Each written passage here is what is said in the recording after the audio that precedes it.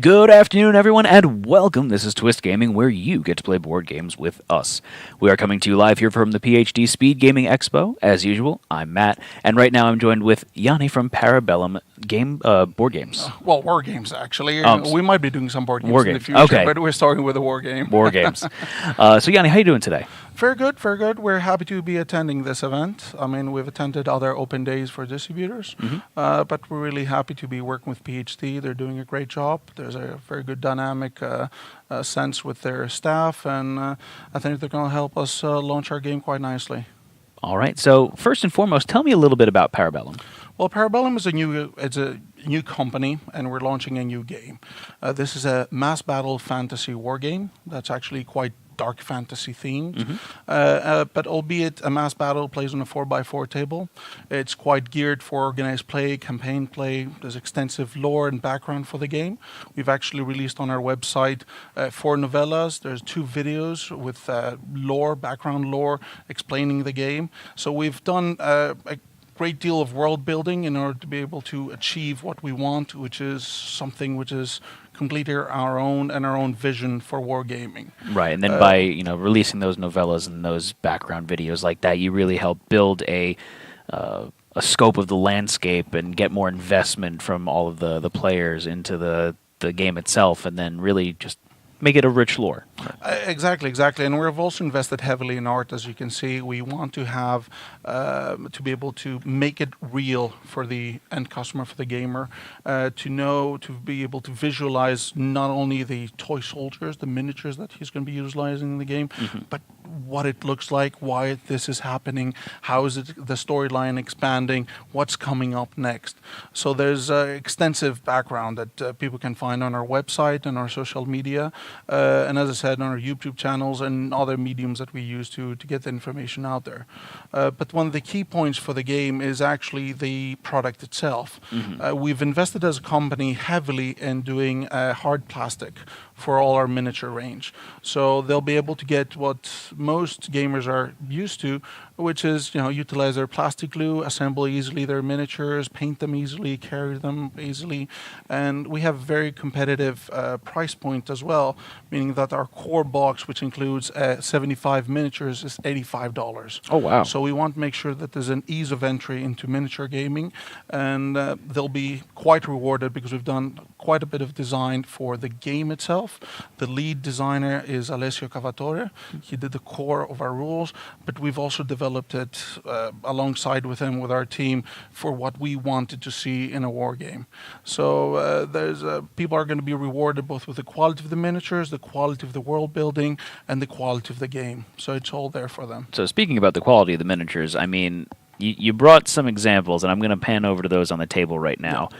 Those are absolutely gorgeous. So these are some of the miniatures that we can expect to see in the core game box. Yes, actually, the large one is included in the core box. Oh, wow. And so is the knights. There's going to be 3 knights. The other model that you're seeing, which we just have undercoated in red, is actually a Centaur Avatara of the Spires. That's actually a model we're going to be releasing around March next year. So we're quite ahead in the design and the production of the miniatures, and we're gonna have this is a 2-faction starter set. We're gonna have 4 factions by November, which include the Dwagum, which we're gonna be releasing in August, and the Nords, which we'll be releasing in November. Very cool. So you've already got a game plan down. We've got a bunch of minis that we'll be seeing for this game. Tell me a little bit about the lore. You said this is a dark fantasy game. Yes. So give me a little bit of backstory so our viewers at home can get a sense of what's going on in the world of this game. Well, there's several hooks in this game, including a deity hook and a sci-fi hook. For one, the Spires, which is one of the 2 factions, and you can see the large guy over there, they're off-worlders to this world. They've actually traveled through a gate. Oh, okay. But they were chased from their world here. The big scary guy was chased by something. They were chased by something. And that scary, even scarier thing at some point is going to arrive, because the timeline progresses quite quickly here. And everything appears according to the story evolving. So these guys are actually aliens, but their technology is not lasers and cannons. What they do have is they can manipulate biomass to create constructs for them to fight for them. Oh, that's cool. So their agenda is completely separate to what what's happening in the world. In reality, the lesser lords of this race interact with the local flora and fauna, so to speak, the humans. So what they're trying to do is collect biomass to go back and fight for their planet. That's what the high lords of the Spire want to do. But the smaller ones have gotten impatient because time for this faction doesn't matter. They can live thousands of years. So time is progressing. Nothing's happening for them. They're quite structured like a company. So if they're not evolving, they're not progressing, they're getting anxious. And that's where they start making deals with the lesser races like the humans. For example, here's an elixir to increase your life. All I want is that village, for example. So there's deals like that happens, and that's the main cause of war between them. Okay. Now, for the humans used to be an empire, but their god was a living god, and they through doubt and questioning his reality, he collapsed upon them and destroyed and separated them into 100 kingdoms. That's why these guys are called the 100 kingdoms. So they're not united. Further from that, the Dwegum, for example, are a race that were created by dragons to mine for them. So that we have the dragons and creation and destruction. But while mining, they found war. War is one of the four horsemen. Conquest is one of the four horsemen. We're actually going into quite a few hooks in here that justify why each faction is as it is. The Nords, for example, just because I mentioned the four faction, I can finish with that so I don't take up more of your time for that. But the Nords actually, when the Spires first arrived, instead of creating their own construct, they wanted to experiment with the local flora and fauna, which means they experimented with humans. But humans had too much of a mind of their own. So they consider that a failed experiment. Okay. So when they released them out, that's why you have the Nords that have sea giants, Ettins, trolls, ogres. And there's an underlying theme that the world has so much been changed by the millennia of these guys being on this world that although we assume the ogres and trolls have ever existed, there's always the question mark, have they? Or are they the failed experiment of the Spires preparing an army to go back? Oh, that's cool. So there's a lot of different themes happening around here that tie it into a cohesive reason why there's this kind of a struggle. Why are wars beginning? Why are the Spires suddenly involved with the lesser races more and more? Because more of them are becoming more and more anxious about staying this long here. So they're starting to carve out their own empires.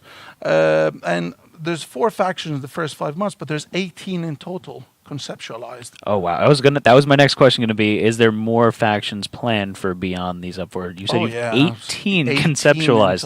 All right, so you're not just looking down the road; you're looking way down. the road. That's awesome. Absolutely, and it's part of our intent for this game to expand the world both into dungeon crawling type games, arena type games, because within the Spires there's obviously that theme of let's grab these monsters to get them to fight for entertainment, and even RPGs that we're discussing based on our world, and we'll have to decide what game system and how we operate them.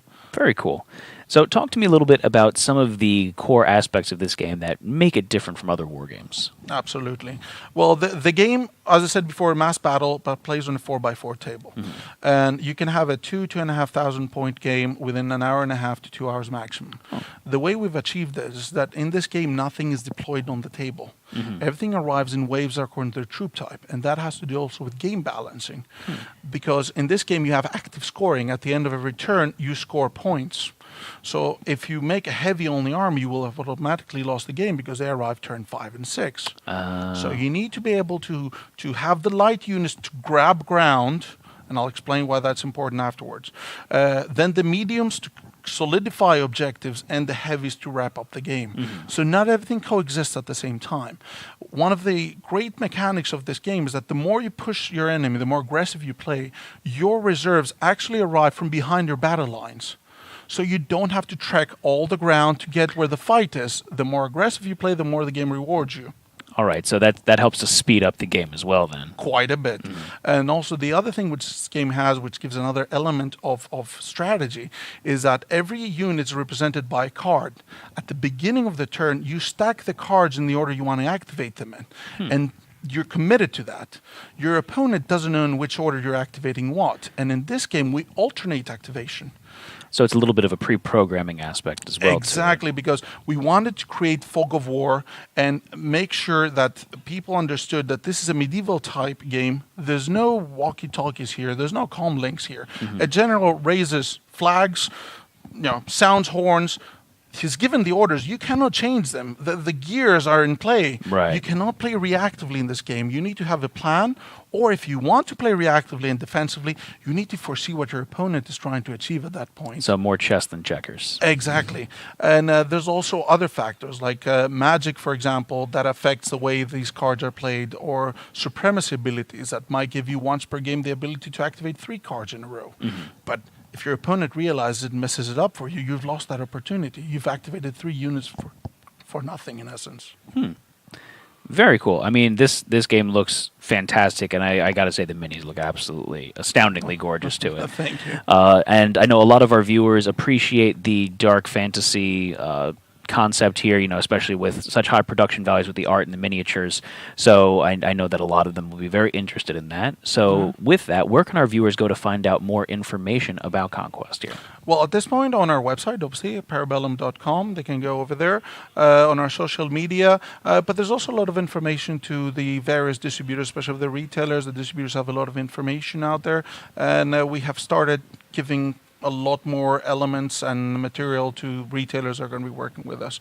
So there's quite a bit out there. Fantastic. Yanni, thank you so much for taking the Thank time you to for talk having to us the time today. for me. Yes, and And thank all of you for watching at home. So make sure you stay tuned throughout the day here as we continue our coverage from the PhD Speed Gaming Expo. But signing off for now, I'm Matt. Have a good one, everyone. bye-bye.